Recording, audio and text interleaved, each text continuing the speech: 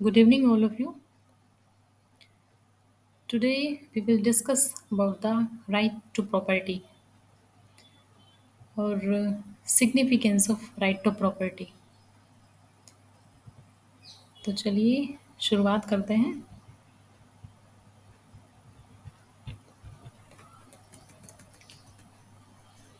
देखिए जो political theory है उसमें राइट टू प्रॉपर्टी की क्या सिग्निफिकेंस है उसके बारे में हम जानेंगे। लेकिन इसको जानने से पहले अ, एक जैसे अगर बात करी जाए कि right to property fundamental right है या नहीं है, तो देखिए जो राइट टू प्रॉपर्टी है वो एक फंडामेंटल राइट था as per the constitution of India till an amendment was done in 1978। Okay, तो जो ये अमेंडमेंट था ये 44th अमेंडमेंट था। This was the 44th amendment of our constitution in article 31 and article 19 clause 1 F, जिसको completely remove कर दिया गया from part 3 fundamental rights of constitution. देखिए अब इसको जो आर्टिकल 31 है हमारे इंडियन कॉन्स्टिट्यूशन का, इसको रिपील कर दिया गया और रिप्लेस किया गया है 44th कॉन्स्टिट्यूशनल अमेंडमेंट एक्ट से, जो 1978 में हुआ था। जो ओरिजिनल आर्टिकल 31 है वो डील करता है with the right to property, but it was repealed and replaced by article 300 A. यानी अब जो ये मेंशन है हमारे कॉन्स्टिट्यूशन में, ये आर्टिकल 300 ए में है। तो याद रखिएगा इस चीज़ को। फिर अभी हम बात करते हैं कि पॉलिटिकल थियरी में राइट टू प्रॉपर्टी की क्या सिग्निफिकेंस है।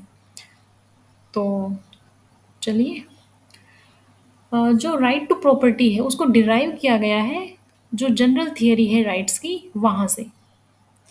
जो प्रॉपर्टी और जो प्राइवेट प्रॉपर्टी है वो रेफर करती है to the possession of material things जो ओपन है पर्सनल और सेल्फिश यूज के लिए। जो राइट टू प्रॉपर्टी है comes to the question when it leads to concentration of wealth in fewer hands, obstructing other people's share। यानी कि जो राइट टू प्रॉपर्टी का है ये वहाँ पर क्वेश्चन किया जाता है जब ये लीड करता है कॉन्संट्रेशन ऑफ वेल्थ इन, यानी concentration of wealth in fewer hands, यानी कुछ ही हाथों में वेल्थ का कॉन्सेंट्रेशन का होना, जो ऑब्स्ट्रक्ट करता है पीपल्स के शेयर को। It tends to divide the society. अगर इस तरीके से जब होता है, यानी कुछ के हाथों में ही वेल्थ का कंसंट्रेशन हो जाता है और दूसरों के हाथों में जो शेयर जाना चाहिए वो नहीं जा पाता है, यानी उस चीज़ को ये ऑब्स्ट्रक्ट करता है, तो क्या होता है हमारी सोसाइटी हैव्स और हैव नोट्स में डिवाइड हो जाती है। ठीक है, जिससे जो फ्रेटर्निटी की जो स्पिरिट है हमारी सोसाइटी में उसको एक थ्रेट पहुंचाती है। यानी कि जब एक सोसाइटी में कैटेगरी हो जाती है, डिवीजन हो जाता है हैव्स और हैव्स नॉट के बीच में, ये पोज करती है एक थ्रेट फ्रेटर्निटी की स्पिरिट को। जो मॉडर्न पॉलिटिकल थियरी है उसमें जो राइट टू प्रॉपर्टी है उसको एनालाइज किया जाता है डिफरेंट पर्सपेक्टिव में। Of these liberal, social democratic and Marxist perspective are particularly important. यानी इसको जिन जिन पर्सपेक्टिव में एनालाइज किया जाता है वो आज हम इस क्लास में देखेंगे। ठीक है, और जो 3 कैटेगरी मैंने अभी बताई है, एक लिबरल है, एक सोशल डेमोक्रेटिक है और तीसरी है मार्क्सिस्ट पर्सपेक्टिव। ये तीनों ही बहुत इम्पोर्टेंट है। फॉर एग्जाम्पल जो प्लेटो है वो कंसीडर करते हैं प्रॉपर्टी को एक करप्शन का सोर्स, और वो रिकमेंड करते हैं कि बहुत ही जो रेडिकल नोशन है थियोरी ऑफ कम्युनिज्म में, जब आपने प्लेटो को पढ़ा होगा, यानी प्लेटो के थॉट आपने पढ़े होंगे, तो उनमें आपने देखा होगा कि किस तरह प्लेटो ने साम्यवाद, संपत्ति का साम्यवाद और एक दूसरा साम्यवाद था, वो आप बताना कि किस तरह का उन्होंने कमेंट बॉक्स में बताना कि किस तरह के साम्यवाद की प्लेटो बात करते हैं। ठीक है, तो यानी उन्होंने क्या कहा था कि ये करप्शन का सोर्स है, और जब ये किसी व्यक्ति के हाथ में, यानी जो जिस फिलोसोफर की वो बात करते हैं, दार्शनिक राजा के बारे में जो वो बात करते हैं, तो वो कहते हैं कि उसको, चलो मैं ही बता देती हूँ परिवार और संपत्ति का साम्यवाद, कि उसको परिवार भी नहीं रखना चाहिए, उसको संपत्ति भी नहीं रखनी चाहिए, क्योंकि यहाँ पे उन्होंने बताया था कि जो संपत्ति है वो करप्शन का सोर्स है। ठीक है, इसलिए उन्होंने रिकमेंड किया था ये रेडिकल नोशन, यानी कि थियरी ऑफ कम्युनिज्म के रूप में। दूसरी साइड जो एरिस्टोटल है वो कंसीडर करता है प्रॉपर्टी को एक विर्चू के रूप में, क्योंकि ये लिंक करती है रैशनैलिटी के साथ में, यानी कि जो रैशनैलिटी है उसके साथ ये जुड़ी रहती है। फिर जो लिबरल पर्सपेक्टिव है प्रॉपर्टी का, उसके बारे में अभी हम जानेंगे। जो लिबरल पर्सपेक्टिव है, ये कंसीडर करता है कि जो राइट टू प्रॉपर्टी है एक इसेंशियल इंग्रेडिएंट है मैन की लिबर्टी का और राइट का to the pursuit of happiness. उसके बाद जो मैकियावली है, देखिए यहाँ पर जो लिबरल पर्सपेक्टिव है उसमें बताया गया है कि जो राइट टू प्रॉपर्टी एक इसेंशियल इंग्रेडिएंट है मैन की लिबर्टी और राइट्स का लिए राइट्स का जो हैप्पीनेस देती है।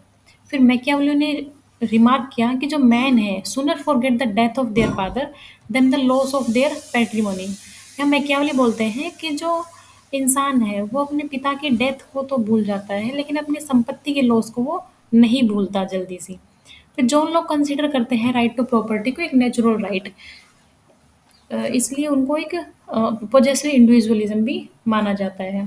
यानी इसी जब लोग ने प्रॉपर्टी को नेचुरल राइट माना, इससे क्या, इससे जो वो है स्कॉलर बन गए थे पॉजेसिव इंडिविजुअलिज्म के। फिर एडम स्मिथ और जेरेमी बेंथम है, उन्होंने कंसीडर किया था प्राइवेट प्रॉपर्टी के इंस्टीट्यूशन को as an essential element of social progress. यानी एडम स्मिथ और जेरेमी बेंथम दोनों ने ही प्राइवेट प्रॉपर्टी के इंस्टीट्यूशन को कंसीडर करके कहा कि ये इसेंशियल एलिमेंट होता है, यानी कि ज़रूरी एलिमेंट है समाज की प्रोग्रेस का। फिर बात करते हैं social democratic perspective of rights की। देखिए जब सोशल डेमोक्रेटिक पर्सपेक्टिव की बात आती है तो ये मेंटेन करता है राइट टू प्रॉपर्टी को उन कंडीशंस में जो सर्व करती है सोशलिज्म और डेमोक्रेसी दोनों के पर्पस को। यानी यहाँ पर सोशलिज्म का पर्पस भी फुलफिल होता है और डेमोक्रेसी का भी। फॉर एग्जांपल जो हेरोल्ड लॉस्की है अपने वर्क में, जैसे उन्होंने इनकी एक बुक थी अ ग्रामर ऑफ पॉलिटिक्स, ये कई बार एग्जाम में भी पूछा जाता है कि अ ग्रामर ऑफ पॉलिटिक्स किसकी बुक है, तो मैच करने के लिए भी कई बार दे दिया जाता है। उन्होंने आउटलाइन किया कि जो राइट टू प्रॉपर्टी है एक इंस्ट्रूमेंट है कॉमन गुड का, यानी उन्होंने इसको अच्छा बताया। उनके according a man of property has a stake in the country.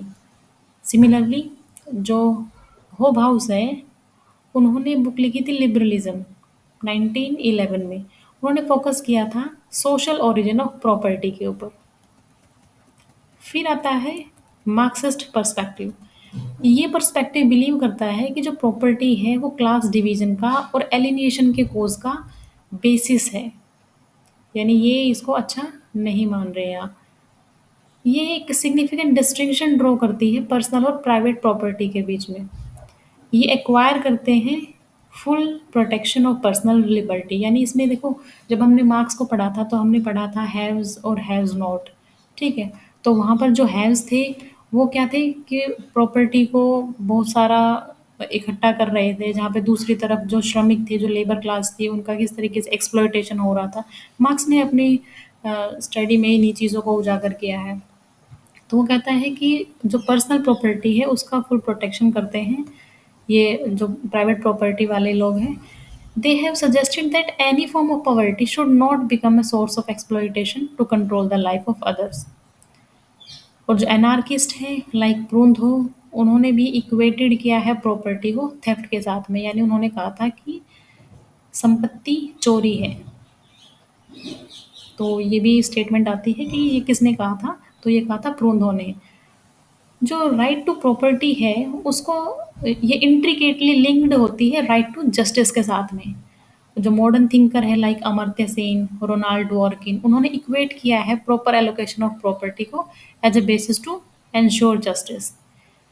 फिर उसके बाद जो गांधीयन प्रिंसिपल है bread labour and doctrine of trusteeship का, वो भी राइट टू प्रॉपर्टी पर ही बेस्ड है। दस जो राइट टू प्रॉपर्टी है वो एक सेंट्रल फिलोसॉफी रहती है पॉलिटिकल थियरी में। तो आज हमने जाना कि किस तरीके से जो प्रॉपर्टी राइट्स या राइट टू प्रॉपर्टी है उसकी पॉलिटिकल थियरी में क्या सिग्निफिकेंस है। आई होप आपको समझ में आया होगा। मिलते हैं नेक्स्ट क्लास में। Thank you so much for watching the video.